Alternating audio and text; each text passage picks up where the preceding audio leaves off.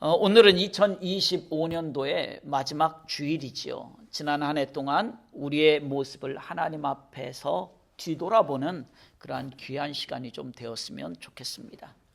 오늘 말씀을 통해서 우리가 지나간 날들에 대한 미련을 두기보다는 왜 그때 그랬지 하고 미련을 두기보다는 지나간 날을 오히려 거울 삼아서 다가오는 2026년도를 하나님의 은혜 가운데 살아갈 수 있기를 소원합니다.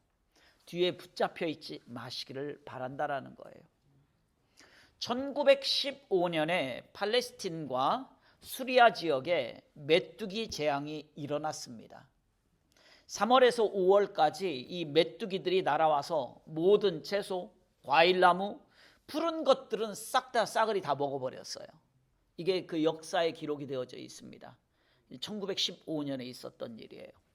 팔레스틴 지역에서는 상상도 할 수 없을 정도로 메뚜기의 피해가 굉장히 크다고 해요. 우리 요엘서 2장 1절 2절 말씀을 함께 읽어봅니다. 시온에서 나팔을 불며 나의 거룩한 산에서 경고의 소리를 질러 이 땅 주민들로 다 떨게 할지니 이는 여호와의 날이 이르게 됨이니라. 이제 임박하였으니 곧 어둡고 캄캄한 날이요 짙은 구름이 덮인 날이라. 새벽빛이 산꼭대기에 덮인 것과 같으니 이는 많고 강한 백성이 이르렀음이라. 이와 같은 것이 옛날에도 없었고 이후에도 대대에 없으리로다. 아멘. 오늘 이 본문 요엘서 2장에서 요엘 선지자는 무엇을 말하고 있냐면요, 그냥 읽었을 때는 여러분들이 잘 모르겠지만 이 요엘 선지자는 메뚜기 때의 재앙을 예언하고 있는 거예요. 말 그대로 글자 그대로 메뚜기 떼들이 재앙을 일으키면 엄청난 피해가 올 것이다라는 거예요. 하늘이 어두울 정도로 엄청나게 몰려온다라는 거죠. 그래서 하늘이 어둡고 캄캄한 날이 된다는 거예요. 그런데 그날이 어떤 날인가? 여호와의 날이다라고 말하고 있어요. 근데 그 여호와의 날은 어떻느냐? 메뚜기 재앙이 그렇게 엄청난데 그 날과 비교할 수 없을 정도로 더 무서운 날이 어떤 날인가? 여호와의 날이다라고 말하고 있어요. 그래서 이 부분을 해석하는 학자들이 이건 순수하게 그냥 메뚜기 때 재앙이야 라고 말하는 사람도 있고요. 또 다른 분은 그것이 아니라 이 메뚜기 재앙은 상징적으로 보여주는 것이야. 그래서 상징적인 표시로서 바벨론의 군대, 아시리아의 군대가 쳐들어와서 이스라엘을 침공해서 이스라엘이 멸망하는 장면을 예언하고 있는 것이야 라고 해석하고 있기도 합니다. 어느 쪽에 해석이 되었든 저는 둘 다 의미가 있다고 생각을 해요. 왜냐하면 실제 메뚜기 때 재앙도 있었을 것이고 그것이 예언자가 예언을 하는데, 선지자가 예언을 하는데 단지 나타난 환경만을 예언하지는 않는다고요. 그 가운데 꼭 하나님의 메시지가 들어있거든요. 결국 그것은 바벨론에 의해서 멸망당하고 아시리아에 의해서 멸망당하는 이스라엘과 유다를 말하고 있는 것이다 라고 볼 수가 있어요. 어쨌든 하나님은 요엘 선지자를 통해서 여호와의 날을 선포하고 있는 거예요. 여호와의 날은 너희들이 상상하는 그런 것 차원을 뛰어넘는 엄청나게 고통스러운 날이다라는 것을 말하고 있는 거예요. 오늘 요엘서 2장 전체를 중심으로 조금 은혜를 좀 나누기를 원해요. 먼저 그러면 여호와의 날은 어떤 날이냐라는 거예요. 여호와의 날은 어떤 날인가? 여호와의 날은 우리가 잊을 수 없는 심판의 날이에요. 우리 요엘서 2장 11절 말씀을 함께 읽어봅니다. 여호와께서 그의 군대 앞에서 소리를 지르고 그의 진영은 심히 크고 그의 명령을 행하는 자는 강하니 여호와의 날이 크고 심히 두렵도다. 당할 자가 누구이랴? 여호와의 날이 크고 심히 두려워요. 그래서 당할 사람이 아무도 없다라는 거예요. 그걸 이겨낼 사람이 아무도 없다라는 거예요. 요엘 선지자는 여호와의 날이 임할 것이다 라고 경고하고 있어요. 사람의 날들, 사람들이 그래 우리 살아가고 있어, 살아가고 있는 이 날이 정말 끝나는 날이 언제인가? 여호와의 날이 오는 날이 바로 우리의 인간이 살아가는 날이 끝나는 날이에요. 그런데 인간이 살아가는 날이 끝나고 여호와의 날이 오면 그날은 심히 크고 두려운 날로서 우리가 시시하게 뭐 왔네 이렇게 넘길 수 있는 날이 아니라는 것입니다. 태풍이 불어오면 신기하게도 올해는요 2025년에는 여기에 태풍이 안 지나갔어요. 신기하게도. 근데 우리 플로리다가 태풍이 좀 많은 편이잖아요. 이 태풍이 불면 굉장합니다. 그런데 사람은요 태풍으로 인해서 피해가 났어도 시간이 조금 지나면 다 잊어요. 그쪽에 태풍 피해가 있었어? 하고 있습니다. 하지만 여호와의 날은 어떤 날이냐면 영원히 잊을 수 없는 날이라고 말하고 있어요. 그러니까 우리가 그냥 힘들었어 어려웠어 하고 넘길 정도의 날이 아니라는 거예요. 영원히 잊을 수 없는 날이라는 거예요. 이 날에 대한 심각성을 요한계시록에서는 뭐라고 말하고 있냐면 무기또 평원에서 선과 악이 대결하는 아마겟돈 전쟁에 비유하고 있다라는 거예요. 그것과 같은 날이 어떤 날인가? 여호와의 날이다라는 거예요. 이처럼 여호와의 날은 어둡고 캄캄한 날이고 빽빽하게 구름이 끼인 날이고 피로 얼룩진 날이 여호와의 날이라는 것입니다. 성경에서 이 어두움은 무엇을 말합니까? 환난과 고통을 상징하고 있잖아요. 이러한 어두움과 고통이 이전에도 없었고 이후에도 없을 정도로 강력하다라는 거예요. 나는 한 번도 이런 고통을 경험해 보지 못했어 라고 말하는 것과 같은 거예요. 우리 김점수 집사님이 몸이 많이 아프셨어요. 혹자는 얘기하기를 애 낳는 것보다 더 아프다고 얘기를 해요. 그 고통이, 아픔이. 나는 이런 거 처음 봤어. 이렇게 말하는.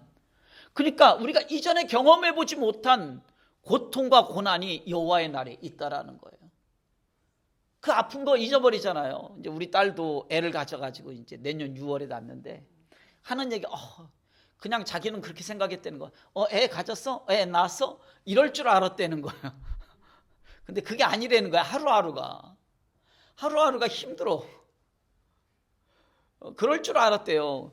그런데 어떻습니까? 낳을 때는 정말 힘든데 낳고 나면 또 애를 또 낳잖아. 있잖아요. 그 고통도 우리가 있잖아요. 우리 엄마들. 남자는 몰라요. 여기 있는 남자는 모르지만 우리 엄마들 그 고통도 있잖아요. 그런데 이 여호와의 날에 이 고통과 고난은 잊지를 못한다는 거예요. 그런 정도로 강력하다라는 것입니다. 우리 요엘서 2장 3절 말씀을 함께 읽어봅니다. 불이 그들의 앞을 사르며 불꽃이 그들의 뒤를 태우니 그들의 예전의 땅은 에덴 동산 같았으나 그들의 나중의 땅은 황폐한 들 같으니 그것을 피한 자가 없도다. 그러니까 여호와의 날이 오기 전에는 에덴 동산 같았다라는 거예요. 좋았어. 살기 좋았어. 사람들하고 교제하기 좋았어. 지내기 좋았어. 그런데 여호와의 날이 왔을 때에는 그 나중의 땅은 황폐한 들 같으니 그것을 피한 자가 없다라는 거예요. 여호와의 날은 어떤 날인가? 그래서 불의 심판이 임하는 날이라는 거예요. 여호와의 날의 특징은 심판이 오는 날이고 미래적인 사건을 말하는 것입니다. 그리고 그날은 큰 고통이 오는 날이고 메시아를 통해서 하나님의 통치가 온전히 드러나는 날이에요. 왜? 인간의 날이 끝나버리는 날이니까. 우리는요 2025년을 시작할 때에 언제 한 해가 지나가지? 우리가 이곳으로 옮겨온 지 딱 1년 됐습니다. 진짜 딱 1년 됐어요. 언제 지나가지 했는데 벌써 1년이 지나갔습니다. 그런데요 반드시 2025년은 지나가게 되어 있어요. 이것처럼 크고 두려운 여호와의 날은 반드시 우리에게 온다라는 거예요. 2025년 언제 지나가지 했는데 지나가잖아요. 반드시 지나가잖아요. 그것처럼 여호와의 날은 반드시 우리에게 오게 돼 있다라는 거예요.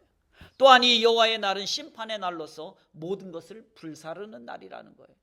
즉 우리를 심판하는 그 날이 반드시 다가온다라는 것입니다. 그렇다면 반드시 다가오는 이 여호와의 날을 준비하는 하나님의 자녀인 저와 여러분들은 어떻게 해야 되겠느냐라는 거예요. 이 날에 우리는 그럼 어떻게 우리는 준비해야 되겠냐? 안 와? 아니요, 안 오지 않아요. 반드시 옵니다. 2026년도 반드시 우리에게 돌아오듯이 여호와의 날은 반드시 우리에게 와요. 나에게는 안 올 거야? 아니요, 옵니다. 그럼 하나님의 자녀인 우리는 어떻게 해야 되겠느냐라는 거예요. 우리는 어떻게 해야 되는가? 우리 본문 요엘서 2장 12절 말씀을 함께 읽어봅니다. 여호와의 말씀에 너희는 이제라도 금식하고 울며 애통하고 마음을 다하여 내게로 돌아오라 하셨나니. 아멘. 자, 뭐를 하라고 말하고 있는가? 회개해야 된다라는 거예요. 여호와의 날은 반드시 틀림없이 올 텐데 너희가 그날이 오기 전에 지금이라도 회개하고 돌아오라는 하나님의 간곡한 마음이에요. 이렇게 하나님께서는 우리에게 무엇을 주고 있는가? 마지막 기회를 주고 있는 거예요. 하나님은 메뚜기 재앙을 견고한 그들에게 더 무서운 심판의 순간이 오지 않도록, 그것을 너희들이 맞이하지 않도록 회개할 기회를 주고 있어요. 회개할 수 있도록 지금 기다리고 계신다라는 거예요. 참고 계시는 거예요.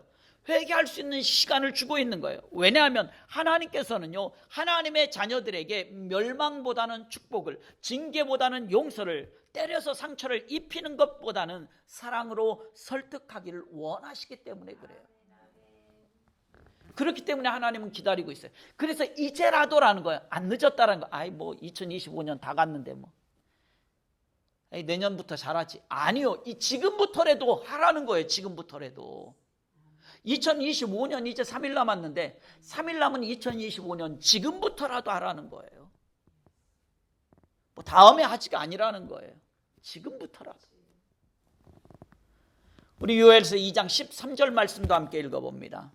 너희는 옷을 찢지 말고 마음을 찢고 너희 하나님 여호와께로 돌아올지어다.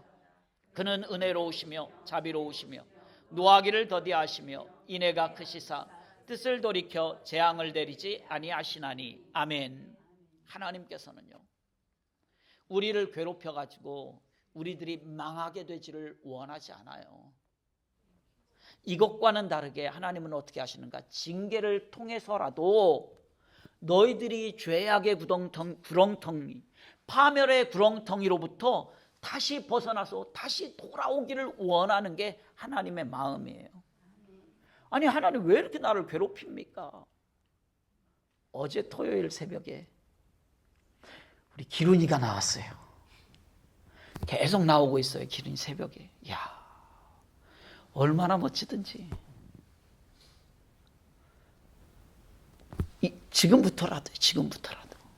하나님은 기룬이가 나오면서 혹시 그렇게 생각했을지, 그렇게 생각 안 했겠지만, 하나님 왜 이렇게 힘들게 나를 이 새벽에, 나 새벽잠이 없게 하셨나? 그건 아닐 테지만 하나님은 그런 하나님이 아니라는 거예요. 우리로 하여금 고통스럽고 고난스럽게 만드는 게 아니에요. 오히려 그 일을 통해서라도 내가 너를 구원하는 게 하나님의 마음이고 내가 너를 다시 돌아오게 하려는 게 하나님의 목적이라는 것입니다. 그래서 징계하시는 순간까지도 하나님께로 돌아오기를 간절히 기다리는 분이 누구인가? 하나님이라는 거예요. 징계하는 그 순간까지도 우리가 돌이키기만 하면 하나님은 그 순간에 멈추신다니까요. 노하기를 더디하시며 인애가 크시사, 그렇게 말씀하고 있어요. 방금 읽은 12절 13절 말씀을 보면 하나님께서는요, 우리의 외적인 변화보다는 내적인 변화를 강조하고 있는 것을 알 수가 있어요. 금식하는 것, 울고 통곡하는 것 중요합니다. 하지만 외적인 옷을 찢기 이전에 먼저 내적인 마음을 찢으라고 말씀하고 있는 거예요. 내적인 변화는 하나도 없고 외형적인 모습만 보일 때 이것은 위선이라는 것입니다. 마음을 찢는 것은 내적인 변화 없이 외적인 모습만 보이는 것은요, 가식이에요. 가식. 겉으로는 울고불고 난리치고 있지만, 하나님 앞에 회개한다고 난리치고 있지만 내 마음에 변화가 없다면 이건 가짜잖아요. 가짜. 사람은 속일 수 있어요. 그러나 하나님은 아신단 말이에요. 그러면 우리는 무엇을 찢어야 되는가? 우리의 마음을 찢어야 된다는 거예요. 마음을 찢는다는 것은 구체적으로 우리의 죄를 고백하는 것입니다. 하나님 앞에 나와 하나님과의 관계에서 구체적이지 않을 게 하나도 없어요. 하나님 앞에 구체적으로 고백하는 거예요. 마음을 찢는 것은 개별적인 죄를 고백하는 것입니다. 죄의 결과에 비참함을 깨닫고 진심으로 슬퍼하는 거예요. 마음을 찢는 것은요, 가룟 유다처럼 사람 앞으로 돌아오는 것이 아니라 베드로처럼 하나님 앞으로 돌아오는 것입니다. 가룟 유다는요, 그의 인생 참 아름답게 살아왔어요. 하지만 그의 인생이 마지막에 헛되었습니다. 하지만 베드로는 하나님의 종으로 마지막 인생이 정말 멋있었단 말이에요. 화려했다? 좀 의미가 좀 그렇지만 멋있었어요. 하나님의 종이 되었습니다. 이것은 후회한 사람과 회개한 사람의 차이예요. 한 사람은 후회했어요. 내가 왜 예수님을 팔았을까? 돈 다시 집어 던졌습니다. 이 사람은 후회한 사람이에요. 베드로는요, 예수님 욕하면서 도망갔어요. 회개한 사람이에요. 두 사람의 차이가 분명히 있어요. 먼저 마음의 변화가 있어야 된다는 거예요. 마음의 변화 없이 형식적인 행동을 우리는 외식이다라고 말합니다. 그것을 위선이라고 말합니다. 그것은 주님께서 가장 미워하시는 회칠한 무덤과 같은 거예요. 그렇기 때문에 우리는 무엇을 찢어야 되는가? 마음을 찢어 회개해야 하는 것입니다.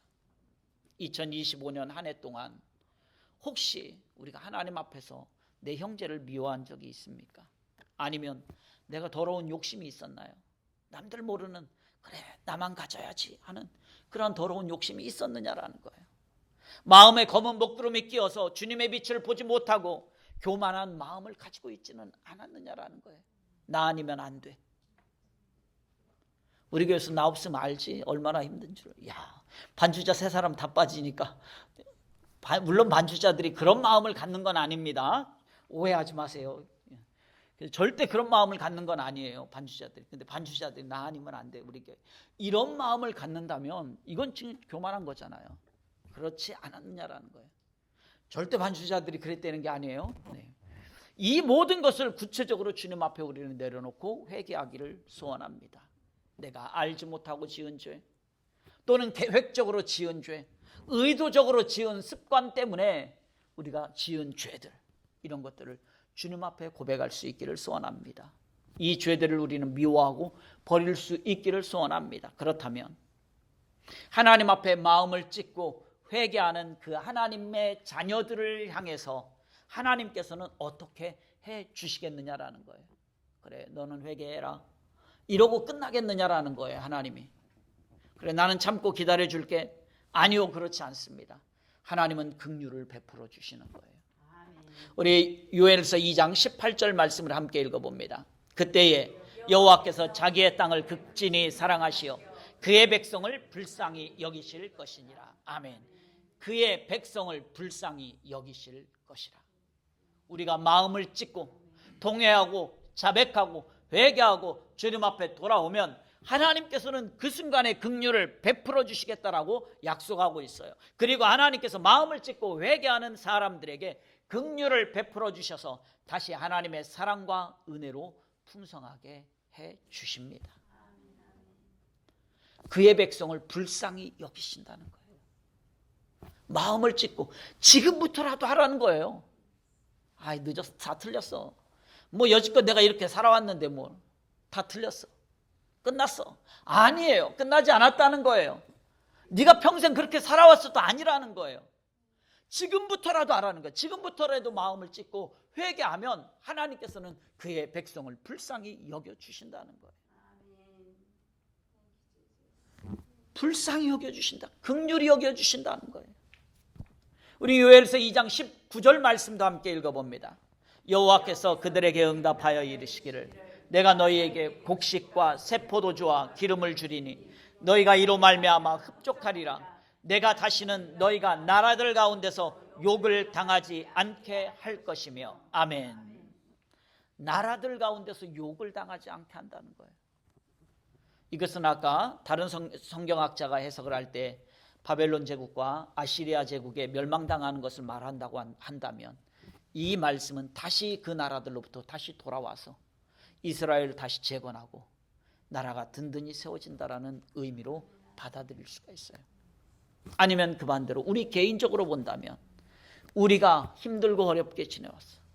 예수 믿는데 어떤 사람은 하는 일들마다 안 돼. 안 돼. 자꾸 실패해. 누가 보더라도 안 돼. 예수 믿는 사람이 토요일 새벽에도 말씀드렸듯이 안 믿는 사람들이 오히려 더 잘 되는 것처럼 보여.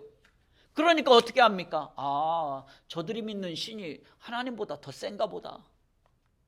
그래서 우상을 따라간다 이거죠. 그런데 그것이 아니라는 것입니다. 그것을 알게 한다는 거예요. 너희가 믿는 하나님이 진짜 하나님이라는 걸 알게 한다는 거예요. 그래서 너희가 나라들 가운데서 욕을 당하지 않게 할 것이며, 하나님께서 긍휼을 베푸시면 메뚜기가 다 먹어치워서 없어졌어요. 그 땅에 다시 곡식이 나게 하고 포도주와 기름이 나게 하고 그것들이 풍족하게 된다라는 것입니다. 다른 사람들로부터 부끄러움을 당하지 않도록 보호해 주시고 돌봐 주신다는 거예요. 어떤 사람에게요? 마음을 찢고 회개하는 사람에게. 그리고 그 사람에게 또 무엇을 주시는가? 삶의 평안을 주시겠다라고 약속하고 있어요. 징계의 도구로 사용하였던 북쪽 군대가 나와요. 여기에 보게 되면 북쪽 군대가 나오게 됩니다. 그 북쪽 군대를 적막한 땅으로 내어 쫓겨버리겠다라는 거예요. 그렇기 때문에 우리의 삶에 고난과 환난을 가져다주는 이 북쪽 군대와 같은 것들이 회개하는 사람에게 침범하지 못하도록, 그러니까 하나님 앞에 바르게 서는 사람에게 그 사람을 이기지 못하도록 하나님께서 보호해 주시겠다라는 거예요. 막아주시겠다라는 거예요. 그리고 다시 그 이전보다 더 큰 은혜와 복으로 회복시켜 주시겠다라고 약속하고 있어요. 우리 요엘서 2장 25절 말씀을 읽어봅니다. 내가 전에 너희에게 보낸 큰 군대 곧 메뚜기와 느치와 황충과 팥중이가 먹은 횟수대로 너희에게 갚아주리니. 아멘. 하나님께서 우리가 잃어버린 날들, 상처받은 날들, 여러분 힘든 날들 2025년도 있었잖아요. 그 날들을 어떻게 하시겠다고요? 다시 회복시켜 주시겠다. 하나님을 떠난 삶은 낭비한 삶이고 의미 없는 삶이었어요. 잃어버린 삶이었단 말이에요. 그러나 하나님께로 돌아오기만 하면 그 낭비한 삶을 다시 회복시켜 주시겠다는 거예요. 잃어버린 기회를 다시 회복시켜 주시겠다라는 거예요. 근데 그것만 그냥 회복만 시켜주는 것이 아니라 오히려 더 풍성하게 회복시켜 주시겠다. 우리의 성결을 회복시켜 주시고 우리의 잃어버린 꿈을 다시 회복시켜 주시겠다라고 약속하고 있는 거예요. 다시 회복시켜 주시겠다. 요엘서 2장 27절 말씀도 함께 읽어봅니다. 그런즉 내가 이스라엘 가운데에 있어 너희 하나님 여호와가 되고 다른 이가 없는 줄을 너희가 알 것이라. 내 백성이 영원히 수치를 당하지 아니하리로다. 아멘. 수치를 언제까지요? 영원히. 수치를 언제까지요? 영원히 당하지 않게 하시겠다는 거예요. 한 번만이 아니고요. 이번 한 번만 내가 해줄게. 이게 아니에요. 영원히예요. 영원히. 영원히입니다. 하나님께서 우리에게 긍휼을 베풀어 주시고 은혜를 베풀어 주시는 것은 한 번으로 끝나는 것이 아니에요. 영원히예요. 영원히 수치를 당하지 아니하리로다. 영원히. 말씀을 맺습니다. 사랑하는 성도 여러분, 오늘은요 2025년도 마지막 주일이에요. 한 해를 마감하는 이때에 하나님께서는 오늘 우리에게 말씀하십니다. 너희 하나님 여호와가 되고. 하나님은 너희 하나님 여호와가 되고, 하나님께서 내 하나님이 되어주신다라고 오늘 요엘서 2장에서는 말씀하고 있어요. 여호와의 날은 언제 어느 때에 나에게 다가올지 몰라요. 여러분에게 여호와의 날이 언제 다가올지 몰라요. 그러나 중요한 사실은 여호와의 날은 반드시 우리에게 오는데 그 어떤 재앙보다도 무섭고 두렵고 모든 것을 잃어버리는 날이 여호와의 날이라는 것입니다. 그날에 하나님 앞에 믿음으로 우리가 서기 위해서, 그날이 언제 올지 모르지만 반드시 오는데, 그날이 언제 올지 모르기 때문에 우리는 믿음으로 서서, 그렇게 서기 위해서 우리는 무엇을 해야 되는가? 우리의 마음을 찢어야 한다는 거예요. 외적으로 회개한 것처럼 보여지는 모습이 아니라 진정으로 우리의 마음이 회개하는 내가 되어야 합니다.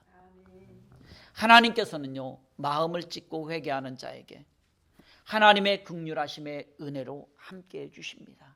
긍휼하심 가운데 인내함으로 오래 참아주셔요. 언제까지요? 네가 마음을 찢고 돌아올 때 그때까지 참고 기다리시는 거예요.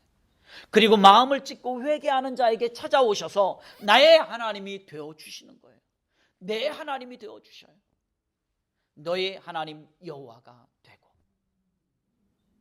2025년 한 해 동안에도 내 하나님이 되어주셨듯이 이제 새롭게 시작하는 2026년에도 나의 하나님이 되어주실 것입니다. 우리가 무엇하면 여호와의 날이 반드시 올 것이라는 것을 내가 믿음으로 받아들이고, 지금부터라도, 어제까지 못했다면 괜찮아요. 지금부터라도, 제가 이 말씀만 드리고 마칩니다. 제가 초등학교 때는, 우리는 국민학교였잖아요. 국민학교, 청년들은 잘 모르니까 초등학교라고 할게요. 초등학교 때는요, 학교를 정말 밥 먹듯이 빼먹었어요. 왜 빼먹었냐면 몸에 많이 아팠어요. 제가 몸이 아파서 학교를 진짜 밥 먹듯이 빼먹었어요. 그래서 초등학교 졸업하면서 제가 다짐한 게 하나 있어요. 내가 중학교 가면 개근상을 한번 받아보자. 공부를 정말 열심히 해가지고 우등상을 받아보자가 아니라 개근상을 받아보자였어요. 개근상을 받아보자. 중학교 3년 개근상 다 받았습니다. 이야. 근데 이건 자랑할 만해요, 진짜. 내가 중학교 3년 개근상을 다 받아봤어요. 우리가요, 2026년 새롭게 시작하는 이때에도 여전히 내 하나님이 되어주셔요. 그러기 위해서 우리는 어떻게 해야 되는가? 우리의 마음을 찢어서 진심으로 회개하는 복된 성도들, 저 여러분들이 될 수 있기를 소원합니다. 그래서 아니에요, 괜찮아요, 안 늦었어요. 제가 초등학교 6년 동안 개근상, 정근상도 못 받아봤어요. 하도 결석을 많이 해서. 그런데 괜찮아요. 이제부터라도 여러분, 2025년, 아니 난 지금껏 이렇게 살았는데 뭐 그냥 주일날도 빼먹고, 그냥 예배 시간에도 내가 뭐 시간 개념 없이 오고 그랬는데, 아이 뭐 그런데 뭐 나 다 틀렸지 뭐, 나는 원래 이래. 아니에요, 괜찮습니다. 오늘 말씀에 언제부터라도요, 지금부터라도, 지금부터라도요. 여러분, 지금부터예요. 2025년 안 끝났어요. 2025년 지금부터라도 우리의 마음을 찢어서 하나님 앞에 진심으로 회개하고 다시 돌이켜 설 수 있는, 그로 말미암아서 2026년도를 새롭게 시작할 수 있는 저 여러분들의 복된 삶이 될 수 있기를 주님의 이름으로 축원합니다. 아멘.